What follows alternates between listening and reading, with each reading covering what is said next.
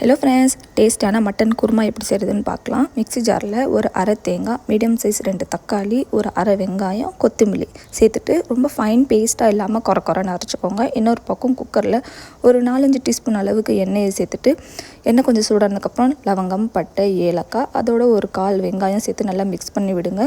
ஒரு 4-5 டீஸ்பூன் அளவுக்கு இஞ்சி பூண்டு மசாலாவை சேர்த்துட்டு உருளைக்கிழங்கு உங்களுக்கு எந்த சைஸ் தேவையோ அந்த சைஸ் கட் பண்ணி உருளைக்கிழங்கையும் சேர்த்துக்கோங்க. அதுக்கப்புறம் ஒரு பாதி தக்காளி சேர்த்துட்டு அதோடையே நான் மட்டன் ஒரு 70% வேக வச்சுருந்தேன். மட்டனை சேர்த்துட்டு ஒரு 2 டீஸ்பூன் அளவுக்கு உப்பு, 2 டீஸ்பூன் அளவுக்கு மிளகாய் தூள், 1 டீஸ்பூன் அளவுக்கு மல்லித்தூள் சேர்த்து நல்லா மிக்ஸ் பண்ணி விட்டுட்டே இருங்க. மசாலா நல்லா மிக்ஸ் ஆனதுக்கப்புறமா நீங்கள் அரைச்சி வச்சுருக்க மசாலாவை அதோட சேர்த்துருங்க.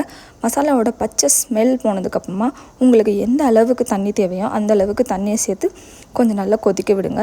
குழம்பு கொஞ்சம் கொதிக்க ஆரம்பித்ததுக்கப்புறமா கடைசியில் அதுக்கு மேலே புதினாவை தூவி ஒரு 4-5 விசிலுக்கு விட்டுருங்க. கொஞ்சம் அதிகமாகவே விடுங்க. அவ்வளோதான், ரொம்பவே டேஸ்டியான மட்டன் குருமா ரெடி ஆகிடுச்சு.